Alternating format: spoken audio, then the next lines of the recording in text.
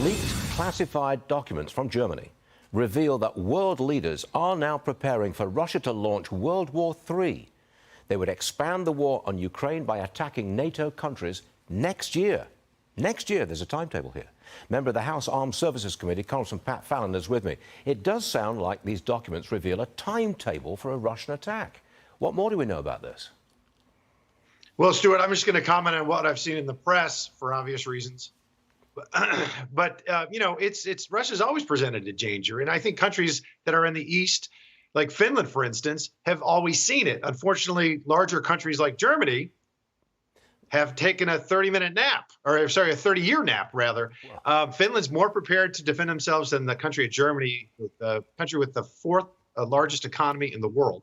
So it's something that you always prepare for the worst and hope for the best. But I just remember right before Russia invaded Ukraine 2 years ago, we knew they were coming. We were telling the media the White House was saying, look, you've got this military force being assembled. Here comes the invasion. It seems like this is a repeat performance. They're planning to attack next year. I think that's extraordinary stuff. Well, I think, you know, Putin, you got to look at him like, Stuart, like a mob boss. And there is obviously he's a loose cannon, but he got some rationality in attacking NATO, an attack on one being an attack on all. You know, the Suwalki Gap is a small, it's about a 40-mile strip of land that separates Belarus, which is just a Russian puppet, to the Russian exclave of Kaliningrad. And that would then cut off the Baltic states of Lithuania, Estonia, Latvia. So that's something that we're very concerned with. Okay. But, you know, years ago, NATO agreed that each NATO country would spend 2% of their GDP on defense. And only 11 of the 30 countries in NATO that have militaries, not including Iceland, have done that.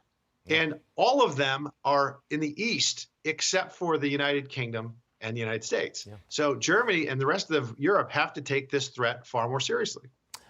Trump got them to pay for more of their own defense. Are you a Trump guy? Big time. Yes, I endorse the president. He's endorsed me in the past for Congress, and I was very glad to see the results in Iowa. A quick point about the caucuses yesterday. Fox News voter analysis reveals that immigration was the most important issue to Iowa voters, and yet Iowa, of course, is not a border state. What do you make of that? Oh, I think Joe Biden's stew has made every state a border state. When you consider that in the past two administrations before Joe Biden became president, the first 34 months, there were comparable illegal immigration numbers, 1.5 million under Obama, 1.6 million under Trump, and then 8 million in the first 34 months, illegal border crossings, that is. And there's 170 countries that have included citizens that have crossed the border illegally.